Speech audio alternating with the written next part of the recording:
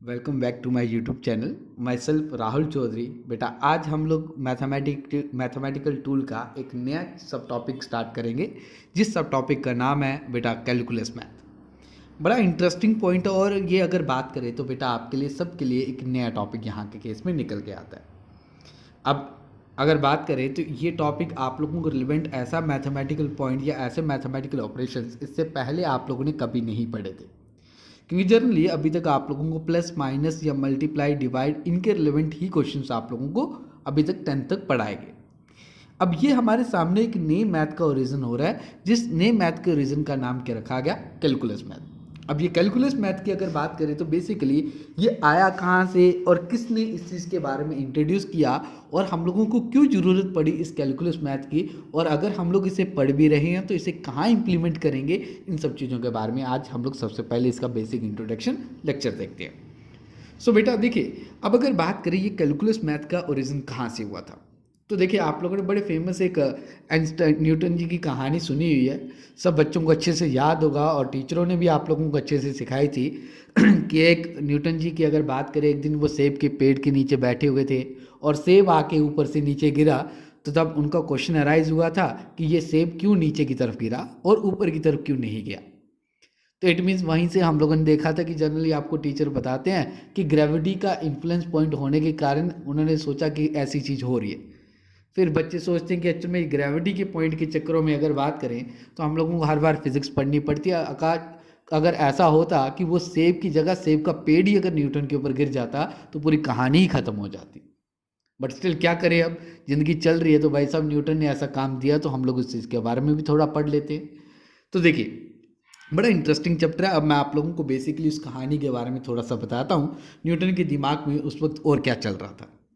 तो देखिए न्यूटन के दिमाग में दो चीज़ें पैरेलल उस वक्त दिमाग में घूम रही थी। जैसे अभी तक आप लोगों को बेसिक सी इंट्रोडक्शन में बताया जाता है कि एक यहाँ के केस में पेड़ था और इस पेड़ के पॉइंट के अकॉर्डिंग यहाँ के केस में सेब ऊपर से नीचे की तरफ गिरा था। लेकिन मोस्टली केसेस में अगर बात करें तो लेट इट बी, ये मेरे पास एक पेड़ है छोटा सा और बड़ा अच्छा दिखने में लग रहा है, पेड़ तो नहीं है ये, चलो खैर पेड़ मान के चलते हैं हम लोग। तो यहाँ पे ये एप्पल लगा हुआ था और ये एप्पल आके ये न्यूटन जी नीचे बैठे हुए हैं, इनके सिर के ऊपर आके गिरा। तो अब क्वेश्चन था कि एग्जैक्ट अगर बात करिए नीचे की तरफ क्यों गिरा, तो न्यूटन के दिमाग में उस वक्त दो क्वेश्चन अराइज हुए थे। पहला क्वेश्चन ये था कि एग्जैक्ट अगर बात करिए सेब नीचे की तरफ क्यों गिरा।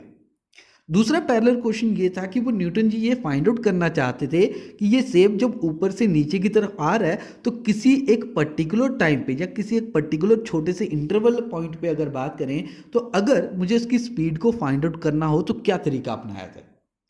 क्योंकि अभी तक तो आप लोगों ने ये जनरल फॉर्मूले बार बार पढ़े होंगे, स्पीड किसके बराबर होती है, डिस्टेंस अपन टाइम के बराबर होती है। अगर ये फॉर्मूला इंप्लीमेंट करता तो ये क्या बताता, इस पूरे कंप्लीट रास्ते पे यहाँ से लेके जब तक सेब नीचे नहीं गिर जाता तब तक उसकी स्पीड ओवरऑल कैसी रही या एवरेज स्पीड कितनी रही, वो एक्चुअल में ये फॉर्मूला इंडिकेट करता है। लेकिन ये कुछ और सोच रहे थे कि जब सेब ऊपर से नीचे की तरफ आ रहा था तो किसी एक पर्टिकुलर पॉइंट पे अगर बात करें उसकी स्पीड कितनी रही होगी, उस चीज़ के बारे में थोड़ा सा जानकारी चाहिए। तो अब देखिए अगर किसी एक पर्टिकुलर पॉइंट की बात करते हैं तो ये वाला फॉर्मूला हमारा वैलिड नहीं होता। उस वक्त हम लोगों को एक नए मैथ का ओरिजिन करना पड़ा था, जिस नए मैथ का ओरिजिन हमारे न्यूटन जी ने किया, जिसका नाम क्या रखा गया, कैलकुलस मैथ। लेकिन एक्चुअल में अगर आप लोग इस चीज़ को मैथ में पढ़ते हो तो मैथ में एक और मैथमेटिशियन का नाम लिया जाता है जिनका नाम था लेबनिज।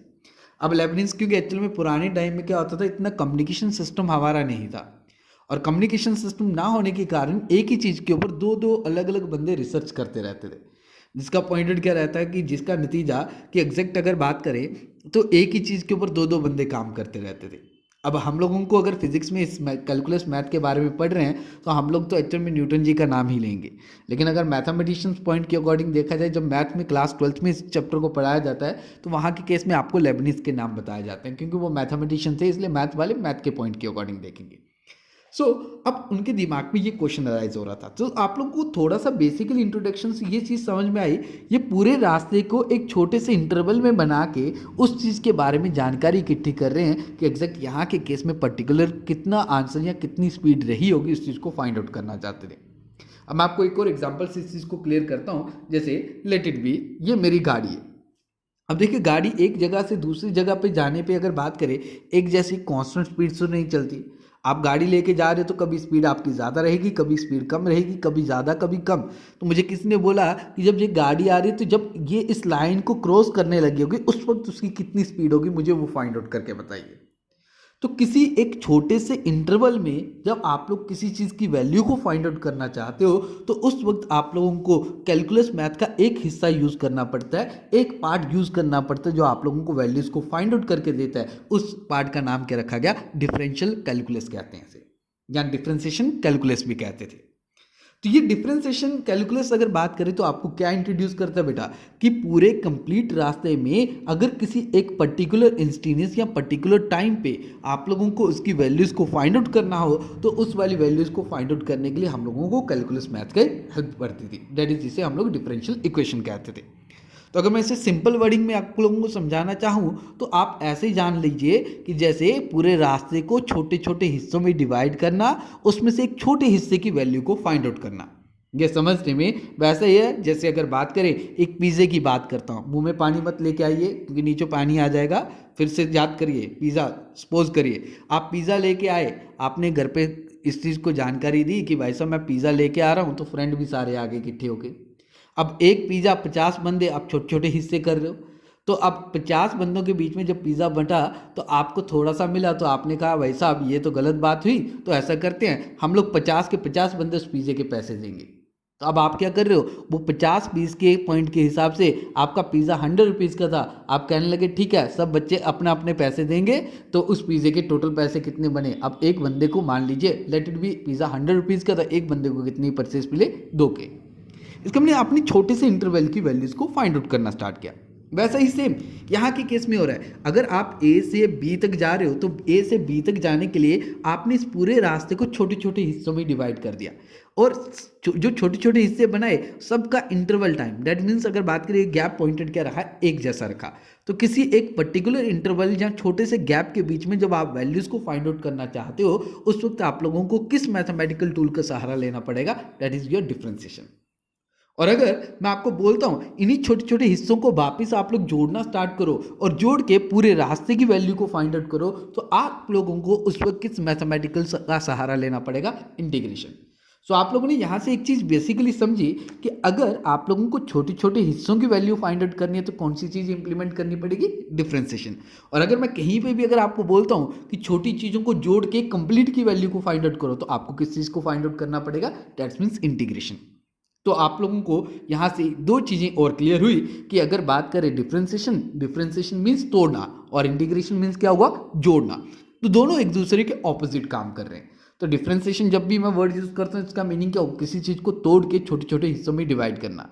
और इंटीग्रेशन का मीनिंग क्या होगा? किसी चीज़ के छोटे छोटे हिस्सों को जोड़ के वापस एक बड़ी वैल्यू को फाइंड आउट करने के लिए हम लोग वर्ड क्या यूज़ करते हैं? इंटीग्रेशन। पॉइंट क्लियर हो गया?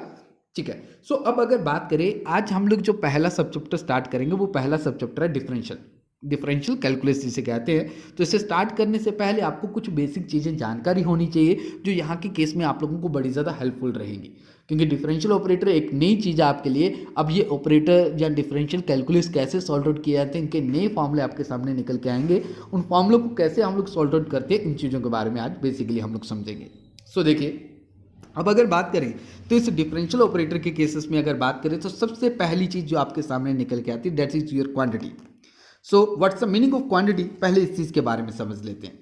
तो बेटा क्वांटिटी आप लोगों को इंडिकेट करती है anything that can be measured, जिस चीज़ को भी आप लोग मेजर कर सकते हो या नाप सकते हो, ऐसी वाली क्वांटिटी, ऐसी वाले सब्सटेंस को हम लोग क्या कहते हैं? क्वांटिटी कहते हैं।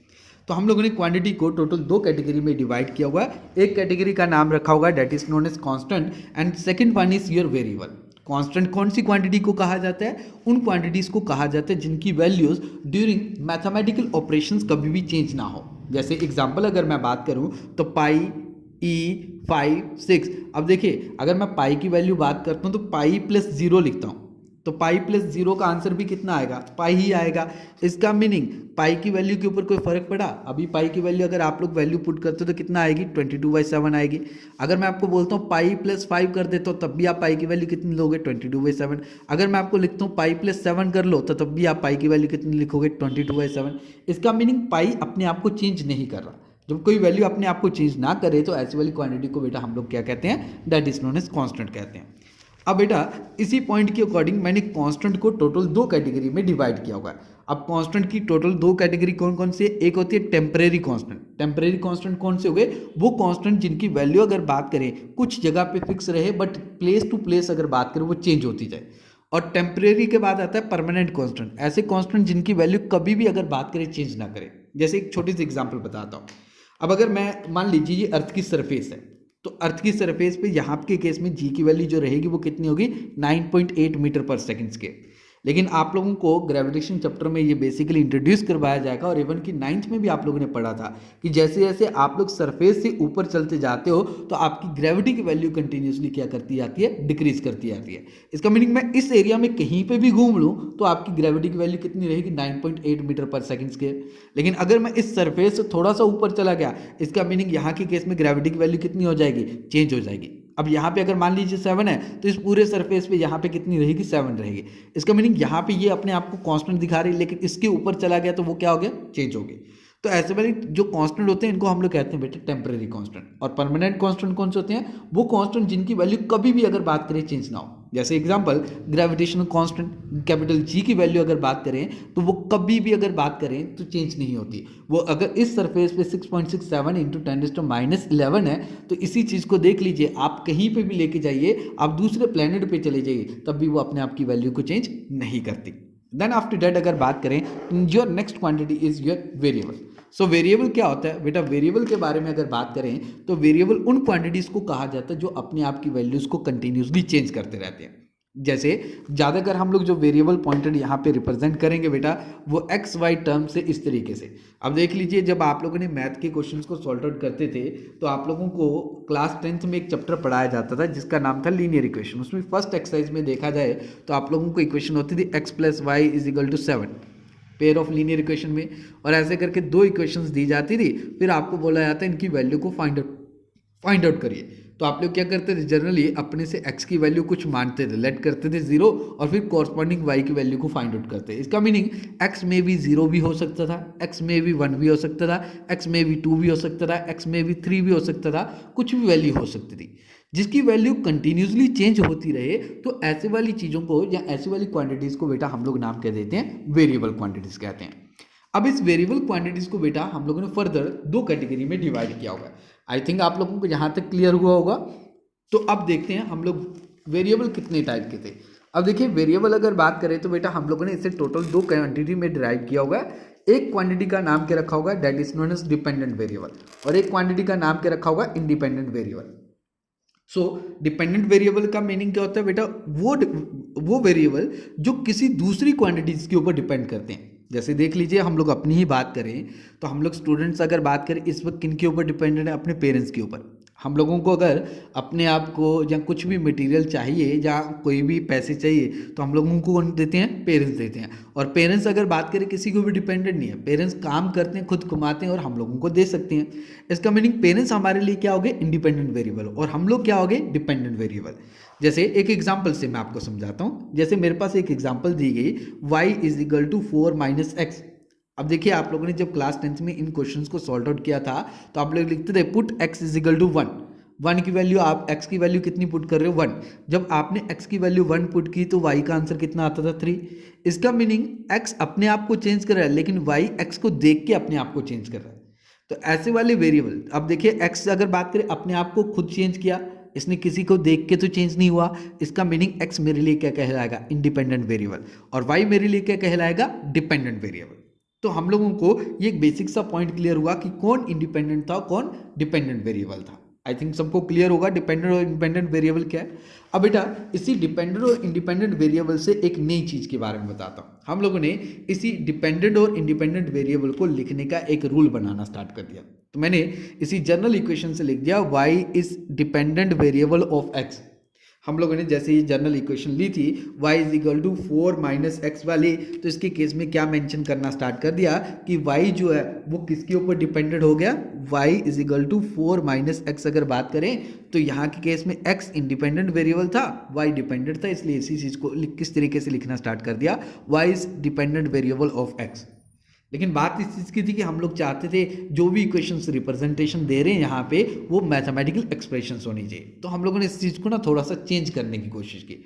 हम लोगों ने y एज इट इज़ रखा, डिपेंडेंट वेरिएबल की जगह एक नया वर्ड बना दिया जिसे क्या दे दिया नाम, फंक्शन। तो इसका मीनिंग अब y इज, उसी चीज़ को क्वांटिटी को कैसे लिखना स्टार्ट कर दिया, y is function of x लिखना स्टार्ट कर दिया। तो अभी भी अगर बात करें तो हमारी तो इंग्लिश ही चलती जा रही है, लेकिन हम लोग मैथमेटिकल पॉइंट व्यू के अकॉर्डिंग देखना चाहते थे, इसलिए हमने सोचा इसी चीज़ को ना इक्वेशंस के फॉर्म में लिखना स्टार्ट करते हैं। तो y एज इट इज रहा, इसकी जगह क्या लिख दिया, इज इक्वल टू फंक्शन को f से रिप्रेजेंट कर दिया, ऑफ का मीनिंग होता है मल्टीप्लाई, और x को यहाँ के केस में रिप्रेजेंटेशन दे दी। तो अब हम लोगों ने जो पहले इक्वेशंस को लिखने का तरीका था y is dependent variable of x, उसी चीज़ को चेंज करके अब सिंपलेस्ट फॉर्म में लिखना स्टार्ट कर दिया, y इज इक्वल टू क्या लिख दिया, f ऑफ x लिखना स्टार्ट कर दिया। अब हमारे पास एक y इक्वेशन थी, वो y इक्वेशंस अगर बात करें तो जनरली इस तरीके से रिप्रेजेंट की गई थी। तो यहाँ के केस में अगर देखा जाए तो मैं x की वैल्यू को चेंज करूंगा तो y की वैल्यू चेंज होती जाएगी। इसका मीनिंग x इंडिपेंडेंट वेरिएबल होगा और y मेरे लिए क्या हुआ, डिपेंडेंट वेरिएबल। तो हम लोगों ने इसी चीज़ को यहाँ के केस में ऐसे रिप्रेजेंट किया।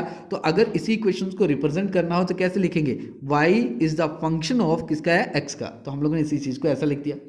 अगर आप लोग कंपेयर करो तो यहाँ के केस में फंक्शन कौन बन रहा है, फंक्शन अगर देखा जाए तो y अपनी जगह पे f ऑफ x किसके बराबर आया, 2x square plus x plus 5। इसका मीनिंग फंक्शन की वैल्यू कितनी थी, 2x square plus x plus 5।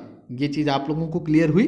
तो इसका मीनिंग अब किसी भी क्वांटिटीज को फंक्शन कहना, किस तरीके से रिप्रेजेंटेशन देने का तरीका है, ये आप लोगों को यहाँ से क्लियर हुआ। अब मैं आपको एक एग्जांपल से और चीज़ क्लियर करता हूँ, फंक्शंस और किस तरीके से इंडिकेट करता है। देखिए जैसे मान लो y इज इक्वल टू, मेरे पास एक इक्वेशन ऑफ 4 माइनस एक्स, अगर मैं पुट करता हूँ x is equal to 1, x is equal to 1 put करता हूँ तो y की वैल्यू जो हमारे सामने निकल के आएगी वो कितनी आएगी, 4 माइनस 1 इज इक्वल टू 3 आएगी। इसका मीनिंग y का आंसर कितना आ जाएगा, 3 आ जाएगा। आप यहाँ से क्या चीज़ क्लियर कर रहे हो कि जब हम लोग x को 1 पुट कर रहे हैं तो y की वैल्यू 3 आ रही है। तो अब ये चीज़ देखनी थी कि x को 1 पुट करने पे y की वैल्यू कब 3 आ सकती है, और ऐसी कौन सी इक्वेशन है जो यहाँ के केस में ये रिप्रेजेंट कर रही है कि एग्जैक्ट अगर बात करें तो x की वैल्यू 1 पुट करने पे y की वैल्यू 3 आए। तो वो जो x और y के बीच में इक्वेशन एक रिलेशन फाइंड आउट करने की कोशिश करवा रही है, उस इक्वेशन को नाम देते हैं that is known as function. और यहाँ के केस में ऐसी कौन सी इक्वेशन थी जो रिप्रेजेंट कर रही थी कि x को 1 पुट करने पे y की वैल्यू 3 आएगी, ये वाली इक्वेशन। इसलिए इस चीज़ को हम लोग यहाँ के केस में नाम क्या दे देंगे, that is known as function. अब अगर आप लोगों को इस चीज़ को और सिंप्लीफाई करके समझना है तो एक एग्जाम्पल से समझाता हूँ। जैसे मान लो लेट इट बी, मुझे कहीं शादी खाने जाना है। तो देखिए मैं 2 दिन से खाना नहीं खाया होगा, तो लेट इट बी मैं अभी शादी के घर के ऊपर ही डिपेंडेंट हूँ, शादी में जाऊँगा और शादी में खाना खाऊँगा। तो इसलिए मैंने एक जनरल सा कंसेप्ट बनाया कि मैं अब अगर बात करूँ तो अपने आप को टोटली किन के ऊपर डिपेंडेंट रख रहा हूँ। एक अगर बात करें शादी वाले फंक्शन या शादी वाले घर के ऊपर, वहाँ जाऊँगा तो खाना मिलेगा, कि नहीं तो अदरवाइज़ खाना नहीं मिलेगा। तो अब पॉइंट क्या होगा कि मैं टोटली उनके ऊपर डिपेंडेंट हूँ, बट शादी वाले घर वाले अगर बात करें तो मेरे ऊपर डिपेंडेंट नहीं है। मैं आऊँ या ना आऊँ उनकी शादी तो वैसे भी होगी। अगर बात करें मैं चला भी गया तब भी शादी होगी, मैं नहीं भी जाऊँगा तब भी होगी। लेकिन अगर मैं नहीं गया तो पॉइंट के अकॉर्डिंग क्या होगा, मैं भूखा मर जाऊँगा। लेकिन इसका मीनिंग आपको समझ में आए, शादी वाले घर से घर को अगर बात करें मेरे से कोई लेना देना नहीं, बट मुझे उनसे ज़रूर लेना देना क्योंकि मुझे खाना मिलेगा वहाँ पे। तो इसका मीनिंग मैं इंडिपेंडेंट हुआ और मैं डिपेंडेंट हुआ और शादी वाले घर वाले क्या हो गए, that is dependent, independent variable हो गए। तो अब इसी पॉइंट के अकॉर्डिंग अगर बात करें तो मैं वहाँ पे जाके अब खाना खाना स्टार्ट हो गया। जब खाना खा रहा हूँ तो उस पॉइंट के अकॉर्डिंग एक आके देखता है भाई साहब ये तो बड़ा खाना खा रहा है, पूछ लें भाई साहब अपना रिलेटिव है भी है कि जहाँ ऐसे अगर बात करें बाहर से कोई मुँह उठा के आ गया और खाना खाते जा रहा है। तो अब आके मेरे से पूछते हैं कि भाई साहब आप जिनके घर पे शादी खाने आए हो तो वो आपके रिलेटिव क्या है। तो अब मुझे तो रिलेशन तो पता ही नहीं था, बट स्टिल मैं उस रिलेशन को डिफाइन करने के लिए अपने पापा या मम्मा या किसी भी अगर बात करें बड़े एल्डर्स को यहाँ के केस में बुलाऊंगा और बोलूँगा कि एक्चुअल में आप एक्सप्लेन करिए यहाँ के केस में मेरा और अगर बात करें शादी वाले घर के अगर बात करें लोगों के साथ क्या रिलेशन है। इट मीन्स अब देखिए मैं एक मैं डिपेंडेंट वेरिएबल था और शादी वाला जो घर था वो एक इंडिपेंडेंट वेरिएबल था। डिपेंडेंट और इंडिपेंडेंट वेरिएबल के बीच में एक रिलेशन को डिफाइन किया जा रहा है। वो रिलेशन डिफाइन करने के लिए कौन आ रहे हैं, मेरे एल्डर्स आ रहे हैं और वो एल्डर्स अगर बात करें इस रिलेशन को डिफाइन करके बता रहे हैं। जो एल्डर्स हैं वो मेरे लिए क्या क्या अगर बात करें किस तरीके से ट्रीट की जाएंगे एक फंक्शन की तरह, जैसे यहाँ के केस में समझ आ रहा है आपको। तो देखिए x एक इंडिपेंडेंट वेरिएबल था और y अगर बात करें एक डिपेंडेंट वेरिएबल था। x और y डिपेंडेंट और इंडिपेंडेंट वेरिएबल के बीच में ये रिलेशन जो बना हुआ था, जिसके अकॉर्डिंग x को 1 पुट करने पे y की वैल्यू 3 आ रही थी, वो डिफाइन करने वाला कौन था? ये वाला फंक्शन। इसने आके डिफाइन किया कि भाई साहब ये दोनों आपस में किस तरीके से जुड़ सकते हैं, ये मासी का बेटा कि या मामू का बेटा है, ये चीज़ें यहाँ से क्लियर हुई। तो ये एक्सप्लेनेशन किसने दी? इस फंक्शन ने, इस वाली वैल्यू ने। तो हम लोग इस चीज़ को क्या कहना स्टार्ट करेंगे? फंक्शन। अब पॉइंट आई थिंक आप लोगों को सबको क्लियर हुआ होगा। तो अब जनरल इंट्रोडक्शन देते हैं कि what is the meaning of function. तो फंक्शन बेटा एक ऐसी क्वांटिटी जहाँ मान लीजिए एक ऐसा रिलेशन है जो आप लोगों को x की एक कॉरस्पॉन्डिंग वैल्यू पे y की एक कॉरस्पॉन्डिंग वैल्यू देता है। तो देखिए अब जब मैंने x को 1 पुट किया तो y की वैल्यू 3 आई। क्या x को 1 पुट करने में y की वैल्यू 1 से ज़्यादा आई? नहीं आई। तो जब हम लोग किसी क्वांटिटी के अंदर एक वैल्यू पुट करने पे y की कॉरस्पॉन्डिंग वैल्यू 1 आए, तो वो जो इक्वेशन जो ऐसा करके दिखा रही है, उस इक्वेशन को हम लोग यहाँ के केस में नाम के दे रहे हैं, that is known as function कह रहे हैं। ठीक है। तो अब देखिए, अब इसी फंक्शंस के केसेस में अगर बात करें तो आप लोगों को यहाँ के पॉइंट के अकॉर्डिंग तो टाइप्स ऑफ फंक्शन समझने पड़ेंगे। अब फंक्शंस की अगर बात करें तो कितनी टाइप्स होती हैं, इन चीज़ों के बारे में हम लोग थोड़ा सा समझते हैं। तो देखिए, जैसे मैं अभी अपनी ही एग्जांपल ले रहा था कि मैं शादी वाले घर पे गया हुआ था, तो अगर मैं मान लीजिए किसी एक एल्डर को बुलाता हूँ, मान लीजिए मैं किसी रिलेटिव को बुला लेता हूँ, तो अगर मैं मौसी को बुलाऊंगा तो मौसी एक्चुअल में उस चीज़ को एक्सप्लेन करने का तरीका अलग रखेगी। वो बोलेंगे कि मेरे जो, अगर बात करें तो मेरी बड़ी जो दीदी थी उसके साथ इनका वो रिलेशन था, तो वो इनके मामू लगते हैं, इनके मामू की बेटी की शादी खाने आए। अब ऐसे ही अगर मैं बात करूं तो मैं अपने पापा को अगर बुलाता हूं तो पापा उस चीज़ को एक्सप्लेन करने का तरीका थोड़ा अलग रखेंगे। इसका मीनिंग x और y के बीच में रिलेशन को डिफाइन तो किया जा रहा है, लेकिन अलग अलग बंदा आके उस x और y की रिलेशन को अलग अलग तरीके से एक्सप्लेन करके जा रहा है। इसका मीनिंग क्या हुआ? x और y के बीच में रिलेशन है, बट रिलेशन को एक्सप्लेन करने वाला बंदा चेंज करते जा रहा है अपनी वैल्यूज़ को। जब चेंज हो रही है तो ऐसे वाले पॉइंट के अकॉर्डिंग हम लोगों ने इसे अलग अलग टाइप के फंक्शंस के नाम देना स्टार्ट कर दिए। तो अगर x और y के पॉइंट के अकॉर्डिंग जो रिलेशन डिफाइन करने आया वो दिखने में कुछ ऐसा दिखा, इट मीन्स वेरिएबल की पावर कोई कांस्टेंट आ गई, तो ऐसे वाले फंक्शंस को बेटा हम लोग नाम क्या देते हैं? That is known as power functions कहते हैं। और इसी तरीके से अगर x और y के बीच में रिलेशंस को डिफाइन करने के लिए कोई ट्रिग्नोमेट्री फंक्शन आ गए, जैसे साइन, कॉस, टैन, ऐसे वाले फंक्शंस आ गए, तो ऐसे वाले फंक्शंस के पॉइंट के अकॉर्डिंग अगर बात करें तो हम लोग उन फंक्शंस को क्या नाम देते हैं? ट्रिग्नोमेट्री फंक्शंस कहते हैं। और ऐसे ही अगर बात करें तो अगर x और y के बीच में रिलेशंस को डिफाइन करने के लिए कोई कांस्टेंट की पावर वेरिएबल आ जाए, किसी कांस्टेंट की पावर क्या आ जाए? वेरिएबल आ जाए, तो ऐसे वाले फंक्शंस को हम लोग नाम कह देते हैं बेटा एक्सपोनेंशियल फंक्शन कहते हैं। और ऐसे ही अगर बात करें तो किसी भी x और y के बीच में रिलेशंस को डिफाइन करने के लिए कोई लॉगरिथम फंक्शन बीच में आ जाए, तो ऐसे वाले जब लॉग आ जाए तो ऐसे वाले फंक्शंस को बेटा हम लोग नाम कह देते हैं लॉगरिथम फंक्शंस कहते हैं। आई थिंक सबको ये चीज़ भी क्लियर हुई होगी कि फंक्शंस कितने टाइप के थे। अब हम लोग इसके आगे जो कंटिन्यूस लेक्चर है वो हम लोग ड्यूरिंग नेक्स्ट डे करेंगे। तो आई होप कि आप लोगों ने ये चीज़ क्लियर हुई होगी। ओके, सो आज के लिए इतना ही करते हैं। Okay, thank you and have a good day.